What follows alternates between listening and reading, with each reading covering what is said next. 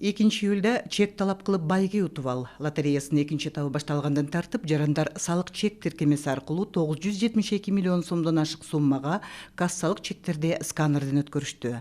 Мамлекеттик салык кызматынан билдиришкендей, бүгүнкү күнү лотереянын катышуучуларына 2 июльдан тартып сканерден өткөрүлгөн кассалык чектердин суммасынан түзүлгөн 860 миңден ашык ID номер ыйгарылды. Эскерте кетсек, ID номерлер жумасына 2 жолу дүйшөмбүдөн шаршембиге чейин сканерленген кассалык чектерге, жума күнү бейшембиден жекшембиге чейин сканерленген кассалык чектерге, шаршемби күнү автоматтык түрдө ыйгарылып турат. Топтолгон ар бир 1000 сомго бир ID номер берилет. Утуштун экинчи этабы 25 декабрдан 30 декабрга чейин болот. Анда 1244 байге ойнотулат.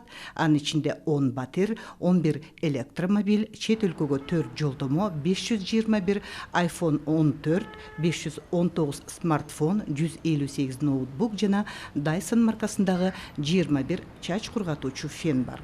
Лотереяга катышуу үчүн салык чек тиркемесин жүктөп алуу жана катталуу жетиштүү. Андан кийин тиркеме аркылуу товар же кызмат сатып алуудан кассалык чекти сканерлөө керек.